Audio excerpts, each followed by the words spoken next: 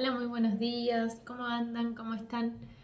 Bueno, hoy vamos a hablar de velocidad de absorción, partículas, proteínas, carbohidratos. Creo que es súper importante entender estas cuestiones para estabilizar nuestros niveles de azúcar en sangre. Recuerden, por favor, que en este tipo de alimentación que llevamos adelante y para evitar lo que es la inflamación crónica, lo que necesitamos es mantener durante todo el día niveles de azúcar en sangre estables. Ustedes saben que nuestros niveles de azúcar se afectan luego de haber comido, que esa afección depende de qué hemos comido y de qué hacemos después de comer y de un montón de factores.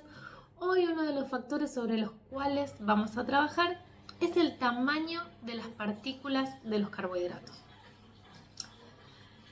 Cuando nosotros comemos proteínas, y cuando decimos proteínas decimos alimentos de origen animal, ¿no? De proteínas de alto valor biológico. Cuando comemos quesos, cuando comemos carnes, cuando comemos vísceras, cuando comemos huevos, nuestros niveles de azúcar en sangre se afectan poco y nada, porque las proteínas tienen poca capacidad de elevar nuestros niveles de azúcar en sangre. Lo mismo ocurre con las grasas. Cuando nosotros consumimos alimentos altos en grasa, como por ejemplo las paltas, las nueces, cuando consumimos aceite de oliva, manteca, ghee, grasas de origen animal, nuestros niveles de azúcar en sangre no se afectan. De hecho, las grasas no estimulan la producción de insulina a nivel pancreático. Pero absolutamente diferente es la cuestión cuando ingerimos carbohidratos. ¿Sí? Estos son los tres macronutrientes, los tres componentes de un plato de comida saludable. Tenemos en primer lugar las proteínas, en segundo lugar las grasas y después vienen los carbohidratos. Esta imagen que yo les muestro acá son dos diferentes moliendas del mismo alimento. El alimento es yuca o mandioca. Una es mandioca molida, lo que se llama harina de mandioca o farinha, muy típico de la comida brasilera, y la otra es fécula de mandioca. Son diferentes moliendas.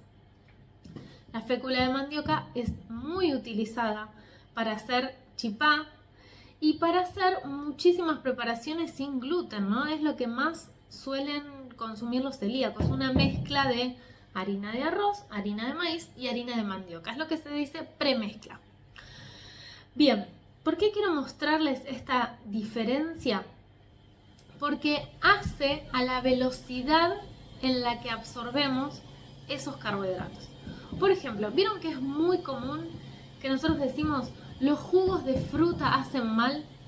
Evitemos el consumo de jugos de fruta. ¿Por qué? Porque el líquido se absorbe muy rápido. El azúcar de la fruta, cuando yo la transformo en un líquido, en un licuado o en un exprimido, tiene una velocidad de absorción muy rápida.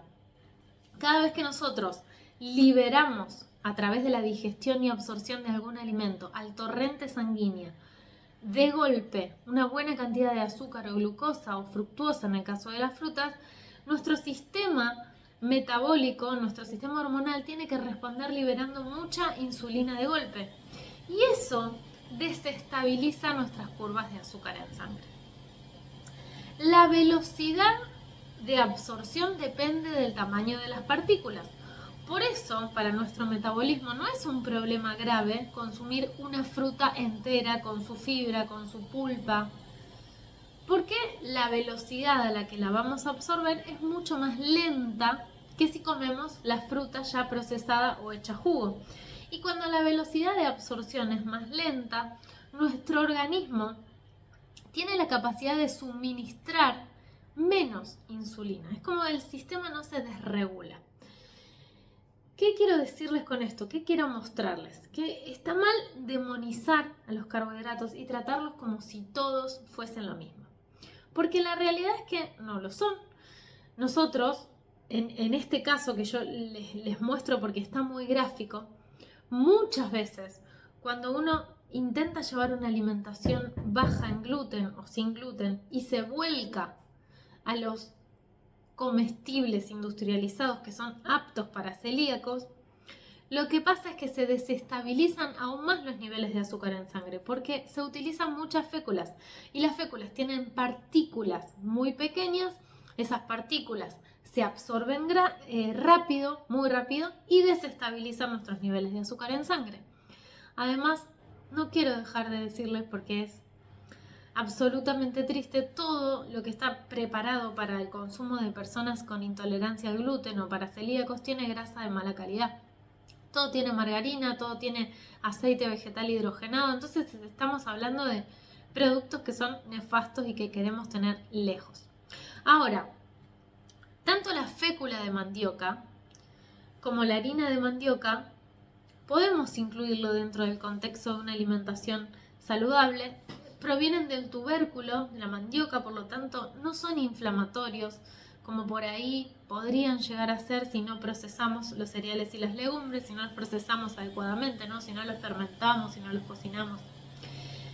Muchas veces este tipo de fécula nos permite hacer preparaciones rápidas, pero lo que hacemos como estrategia es nunca consumirlos solos. Siempre los acompañamos de proteínas y grasas de calidad. Entonces, en esa situación, podemos tener una correcta asimilación de este tipo de alimentos que sí van a aportar carbohidratos. Por ejemplo, a la fécula de mandioca la complejizamos un montón si hacemos chipá, porque le agregamos manteca, le agregamos quesos, y ¿eso qué hace? Eso hace que la asimilación y la absorción sea mucho más lento. Imagínense si además ese chipá que preparamos, que ya complejizamos la fécula con el queso y con la manteca y con el huevo, si además lo acompañamos con una proteína. Estamos transformando esa fécula y haciendo que para el sistema digestivo y para el sistema metabólico sea muchísimo más amigable. Si leyeron el libro de la revolución de la glucosa, es lo que nosotros llamamos arropar a los carbohidratos, ¿sí? Acompañarlos de alimentos altos en nutrientes que tengan un bajo impacto sobre nuestros niveles de azúcar para hacer que nuestro metabolismo sea mucho más efectivo y de alguna manera cuidarlo. Si no leyeron ese libro, se los súper recomiendo, tengo para pasárselos en PDF porque es muchísimo, muchísimo lo que uno aprende. Esto podemos trasladarlo a todos los alimentos que aportan carbohidratos. Por ejemplo, la zanahoria.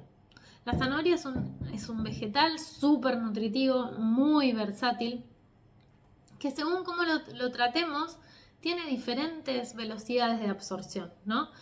Este es el último ejemplo que quiero darlos les voy a dar para no agobiarlos. Pero si yo agarro una zanahoria y la transformo en jugo, todo ese azúcar de la zanahoria la voy a asimilar rápidamente. Por supuesto que si tomo el jugo solo, ¿no?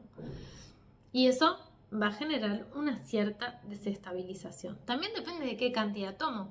Si yo tomo 10 mililitros de jugo, no va a pasar absolutamente nada. Si yo tomo un vaso de 400 mililitros, probablemente sí sea un golpazo de azúcar que me obligue a tener que liberar bastante insulina.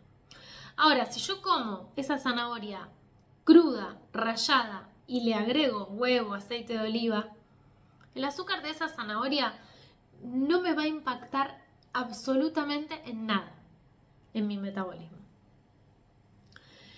Otro factor que sí afecta también a la velocidad de absorción es la cocción. Cuando yo a esa zanahoria la cocino y la consumo hervida, ese azúcar va a poder atravesar mis barreras un poco más rápido.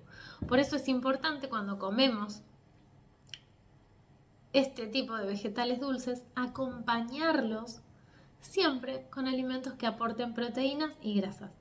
Esta es una de las premisas por las cuales yo les digo, ¿importa cuántas comidas al día hacemos? Sí, importa. Lo ideal es 3, probablemente puede ser entre 4 y 2 y 3 y que lo podamos eso manejar con libertad, incluso entre un día y otro. Pero más allá de eso, lo más importante en nutrición es que nuestras comidas sean completas. Que todas tus comidas, sea un almuerzo, una merienda, un desayuno, una cena o incluso hasta un snack, que todas tus comidas tengan una proteína de alto valor biológico y tengan algo de grasa van a ayudar a estabilizar nuestros niveles de azúcar en sangre. Es una de las grandes claves de la nutrición.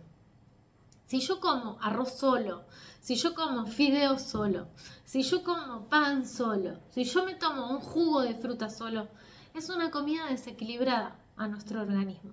En cambio, si yo empiezo en esa misma comida con una proteína, con una grasa y luego incluyo ese alimento que va a estar siendo alto en azúcares o en carbohidratos, mis niveles de azúcar en sangre no se van a modificar tanto. ¿Y eso qué implica? Que después mi hambre no va a ser tan grande, que mi ansiedad no va a ser tan grande. Es la mejor forma de regularnos y de acostumbrar al cuerpo a que cada vez tenga mejor relación con el alimento y que podamos manejarlo de manera más intuitiva. La clave es esa, que nunca nos falte una proteína de alto valor biológico, sea cual sea la comida, que nunca nos falte grasas de calidad que son claves para el funcionamiento de nuestro cerebro, de nuestro organismo, para tener buenos niveles de energía. Y empezar a sacarle peso al tema de los carbohidratos, no tener tanto miedo, no pensar que porque algo tiene carbohidratos nos va a matar o nos va a lastimar o nos va... Nada de todo eso es verdad. Yo sé que vemos un montón de médicos, de influencers con mucho poder diciendo todas estas cosas, pero la verdad es que no tienen ningún sentido. Y que el cuerpo humano sabe, cuando nosotros entendemos estas cuestiones, regular una cierta cantidad de carbohidratos.